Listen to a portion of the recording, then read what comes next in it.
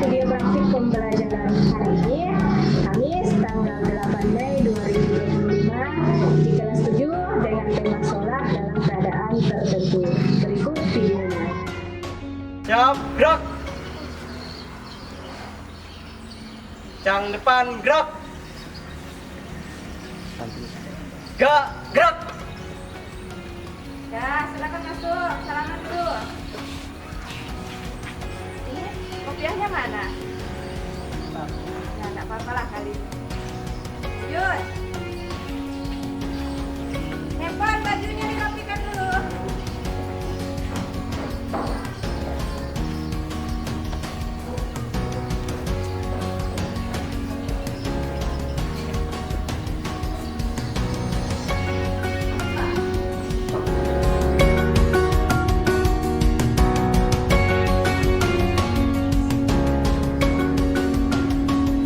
Assalamualaikum warahmatullahi wabarakatuh. Waalaikumsalam warahmatullahi wabarakatuh. Silakan siapkan. Said yang salam. Assalamualaikum warahmatullahi wabarakatuh. Waalaikumsalam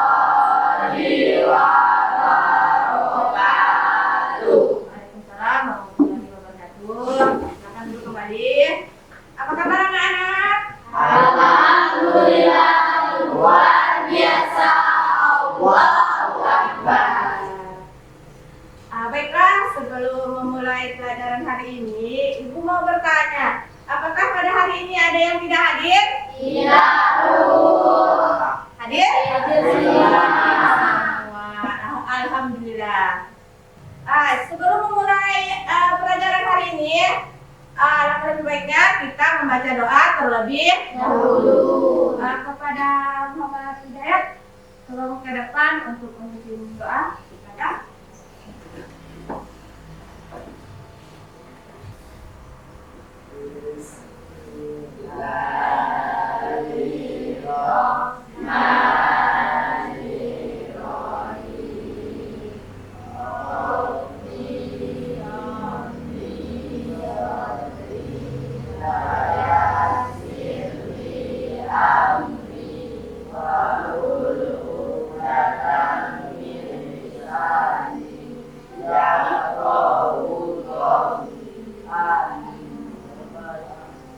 Kita silakan kembali ke tempatnya. Terima kasih.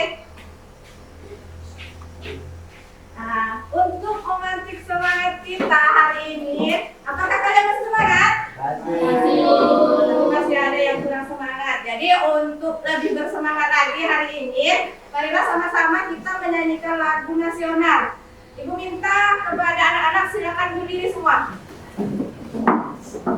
Kita akan menyanyikan lagu Garuda Pancasila. Hitungan ketiga dimulai ya. 1, 2, 3. Garuda Pancasila, akulah pendukungmu, patriot proklamasi. Ayo maju, maju, ayo maju, maju. Nah, silakan duduk kembali. Tepuk tangan untuk kita semua. Sebelum ke tujuan pembelajaran, Ibu mau bertanya kepada kalian. Apakah kalian pernah sakit? Bagaimana dengan sholatnya? Seperti biasa. Mungkin ada pengalaman yang lain yang waktu sakit itu tidak bisa sholat seperti biasa. Ada? Mengapa Ibu bertanya demikian? Karena pada hari ini kita akan membahas tentang materi sholat dalam keadaan tertentu. Salah satunya itu adalah Ini tujuan pembelajaran kita hari ini. Kepada Nisca, tolong dibacakan tujuan pembelajaran nomor 1 sampai 2. Tujuan pembelajaran 1. Menjelaskan pengertian sholat dalam keadaan tertentu. 2. Menyebutkan dalil berikutnya nomor 3 dan 4 dari tujuan pembelajaran kita hari ini. Nih Pak, tolong bacakan nih Pak. 3. Menjelaskan tata cara sholat dalam keadaan sakit dan di atas kendaraan. 4. Menunjukkan sikap tanggung jawab dalam beribadah walau dalam kondisi sulit. Nah, jadi ulangi ya. Tujuan pembelajaran kita hari ini adalah menjelaskan pengertian sholat dalam keadaan tertentu. Kedua, menyebutkan dalil tentang keringanan sholat saat darurat. Ketiga, menjelaskan tata cara sholat dalam keadaan sakit dan di atas kendaraan. Keempat, menunjukkan sikap tanggung jawab dalam beribadah walau dalam kondisi sulit. Kalau orang itu sedang sakit, tidak bisa berdiri, bagaimana cara sholatnya? Dengan cara apa? Dengan cara berduduk. Dengan cara duduk. Kalau tidak bisa duduk, berbaring. Kegiatan berikutnya yaitu Ibu akan menampilkan sebuah video tentang sholat dalam keadaan tertentu.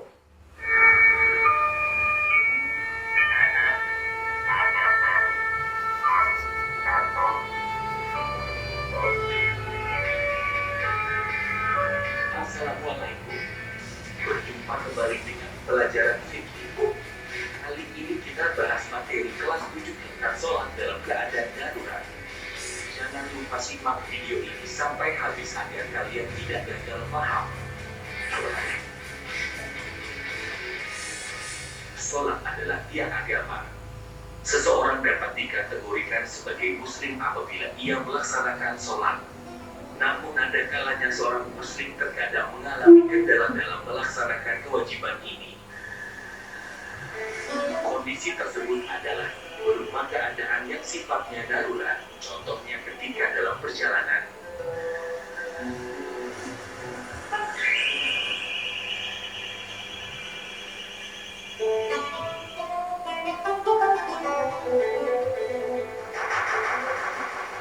Ketika dalam keadaan peperangan.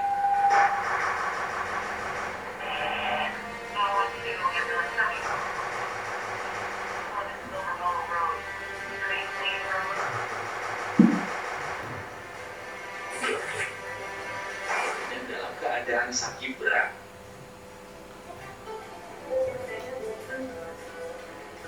Untuk itu, Islam telah memberikan rukhsah atau keringanan dalam mengerjakan sholat sesuai dengan kemampuan maksimal umatnya.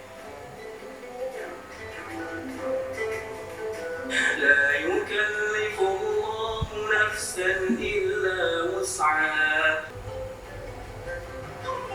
Ketiga, sholat dengan tidur terlentang dengan cara kepala ditinggikan dengan bantal dan muka diarahkan ke kiblat, lalu berniat sholat.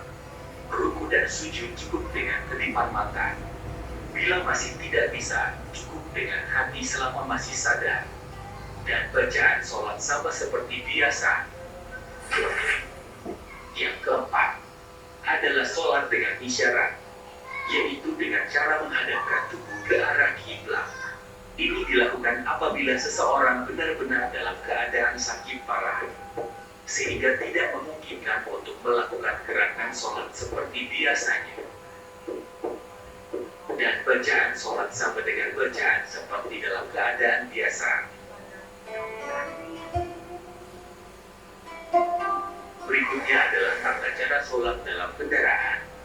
Hal ini termasuk ke dalam kategori sholat dalam keadaan darurat, terutama jika tidak memungkinkan untuk melakukan sholat secara sempurna.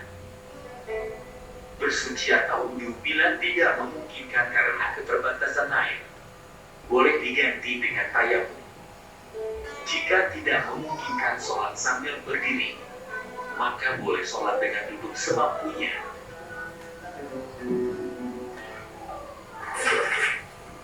Nabi bersabda,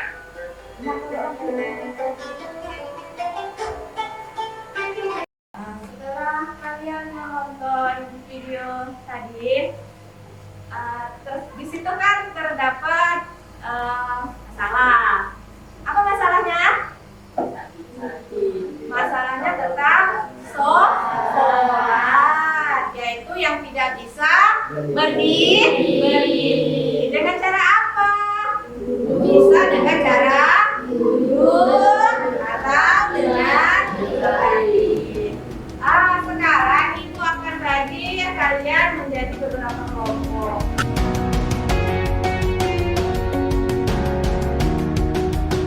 Sekarang Ibu akan membagikan LKPD per kelompok. Nanti di LKPD-nya ditulis namanya sesuai dengan kelompoknya. Untuk kelompok 1 mengerjakan tugas kelompok 1 yang ada di LKPD. Begitu seterusnya. Setelah selesai mengerjakan, nanti ada perwakilan yang akan mempresentasikan ke depan. Boleh melihat buku LKS-nya, silakan dikerjakan.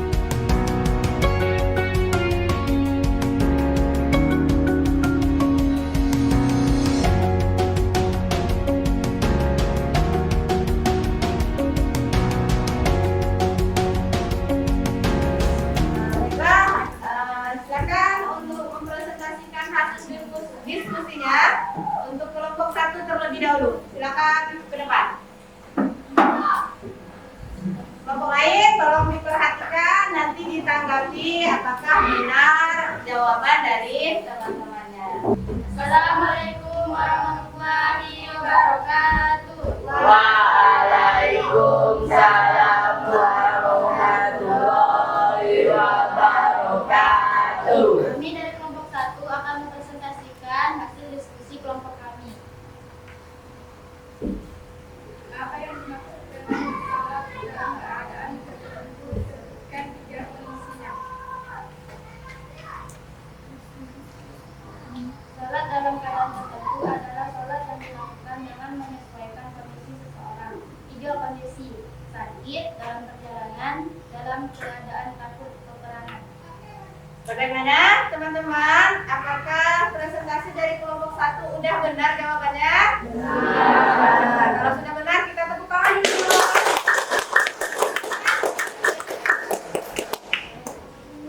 Jadi pada dasarnya sholat itu tidak boleh ditinggal, walaupun dalam kondisi sakit. Kalau tidak bisa berdiri dengan cara duduk. Kalau tidak bisa duduk dengan cara berdiri. Sekarang Ibu mau bertanya, untuk pembelajaran kita hari ini, khususnya materi sholat dalam keadaan tertentu, apakah menyenangkan?